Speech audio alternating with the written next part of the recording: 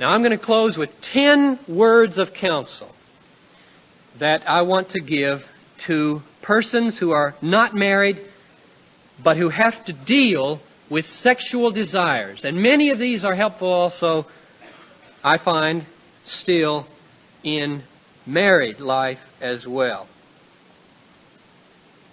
Some of them have a very masculine orientation. I can't help that. I know that temptation better than I know the female temptation.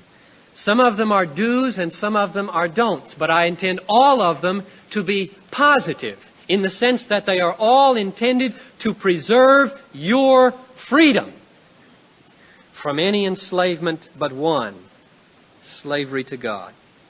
Number one, do not seek regular sexual gratification through masturbation.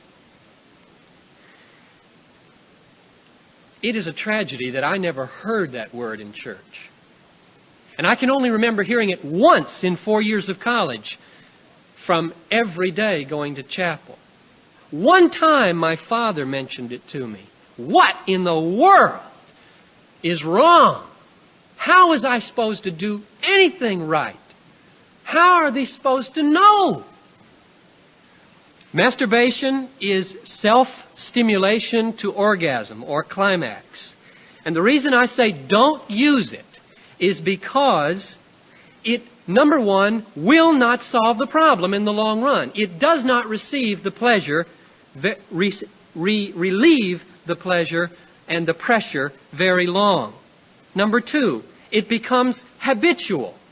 Number three, it produces guilt.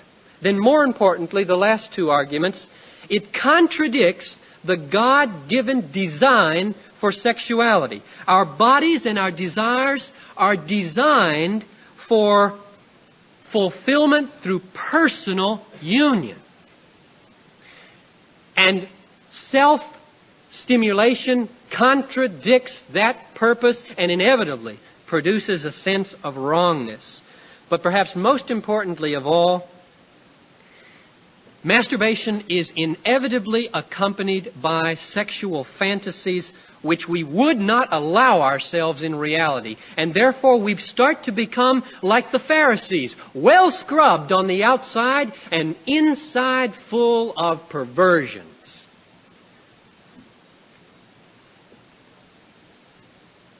Therefore, number one, do not seek relief and satisfaction for your sexual desires through masturbation. Second, do not seek sexual gratification through touching and being touched by another person, even if you keep it short of sexual intercourse.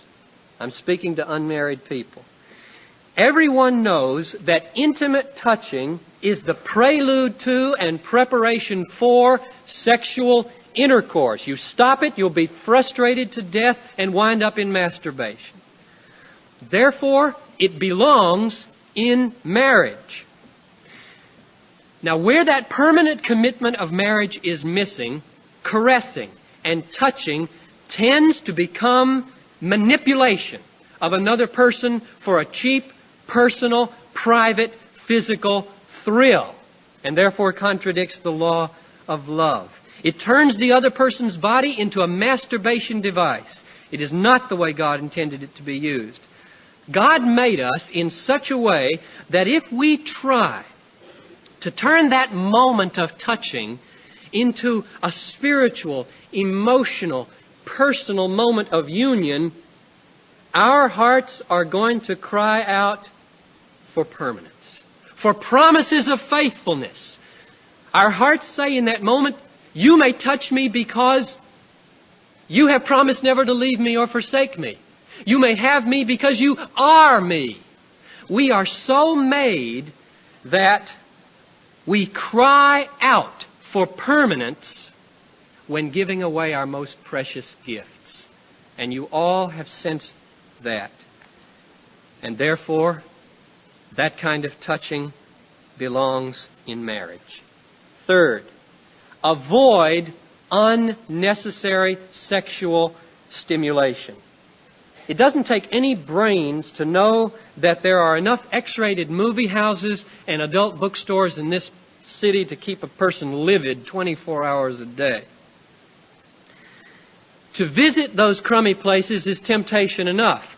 But the real test comes with what you do with the legitimate sources of sexual stimulation. What do you do with the PG movies? What do you do with Time magazine? What do you do with the newspaper and television and the drugstore counters and the rock music lyrics? That's where the test comes.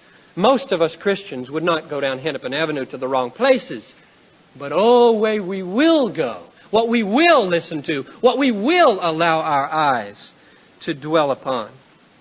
This is the great test of whether we are free or whether we are enslaved to the slave master of our bodily passions, to keep on looking and keep on listening and keep on doing it. Fourth, when the stimulation comes and the sexual desire rises, perform a very conscious act of transfer onto Christ. I wish somebody had told me about this and shown me this years ago. I discovered this after I was married. You're riding down the street, and a billboard or a marquee sows the seed of sexual desire and desire for sexual gratification in your mind. And it moves through your body. What do? This is what I find very helpful still. You take that desire and you very consciously do something like this. You say, Jesus, it's there now, and I acknowledge that you are my Lord and my God. My greatest desire in all the world is to love you, obey you, delight in you. And therefore, Lord, I take this desire that has been sown in my body and I take it away from your competitor. I purge it and I give it to you, and now I desire you with that desire. And I thank you for liberating me from the bondage of sin. It is remarkable of how much power we can gain over the direction of our desires if we go on to number 5, namely, pray. Pray that God will give you in ever-increasing strength that love to Him, that desire to know Him and obey Him above all else. I read a sermon by Thomas Chalmers, an old Scottish preacher, once, entitled The Expulsive Power of a New Affection. The title's just stuck because it's so good. The most effective way to get rid of a desire that you don't want but you have is to recognize that it's there, admit it, and push it out with a new one. You can't get rid of it really any other way. Not effectively. Remember, Jesus talked about getting the heart clean of one devil. You sweep it nice and clean, it stays empty, and boom, 7 more come back. So it is with sexual desires. You must replace them with something new, a new affection. And prayer is the summoning of divine assistance to produce those new desires in our hearts. 6th, bathe your mind in the Word of God every day. Jesus prayed for His disciples, sanctify them in the truth. Thy Word is truth. Truth sanctifies. There is nothing that renews the mind and the heart and enables it to assess things the way God assesses them than regular meditation on the revelation of God in the Bible. The person who does not take up the sword of the Spirit is going to lose in the battle for his body. 7, keep yourselves busy. Very simple advice. Keep yourselves busy. And when there is need for leisure, seek your leisure in things that are, to quote Paul, pure, lovely, gracious, excellent, worthy of praise. Idleness in a society like ours is asking for trouble. It is much harder for sexual temptation to get a foothold in our lives when we are busy. Very easy for it to get a foothold when we are dawdling and letting our minds run to and fro. And if you need a break for fresh air, take a walk in the park, not down Hennepin Avenue. Eighth, don't spend too much time alone. Not an easy word for some singles. Don't spend too much time alone. We've got to help you in the church with this. We're not doing a very good job of it, and we will do better. You must spend time with Christian people. Don't forsake the assembling of yourselves together. Not just here on Sunday morning. That text doesn't mean that.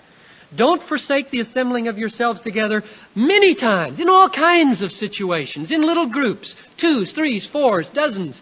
Get together, encourage one another, stir each other up to love and good works. Talk about your struggles with trusted friends. Not everybody, but trusted friends. Pray for each other. Hold each other accountable for purity. 9. This is something I've learned more recently too, probably since seminary.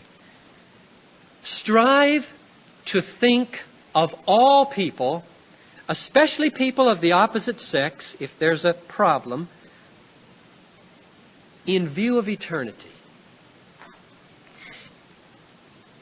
It is not easy to fantasize, sexually fantasize about a person if you think about the eternal torment that person may shortly suffer in hell due to their unbelief. It is not easy. You know yourselves, you've had to bracket, rule out those thoughts. Jesus, stay out for these few minutes, because you'll ruin everything if you get in here with those kinds of thoughts. It ought not to be so. Paul said in 2 Corinthians 5:16, from now on, we know nobody according to the flesh. That means we know everybody from God's perspective. That'll clean up your mind in a hurry. That'll put a big, strong fence, especially you guys, about abusing the females among whom you function. It will not allow you to depersonalize them and treat them in your minds in ways you'd never treat them in person. And finally, number 10, resolve to seek the kingdom first. And all these things, all the sex that you need, will be added to you. That may be a spouse. It may not be. It may be the grace and the freedom to be single in purity and joy and contentment. That's up to God. Ours is to seek the kingdom first, which means, in other words, our all-consuming passion in life must be to glorify God in our bodies by keeping ourselves free from every enslavement but one, the joyful, fulfilling slavery to God.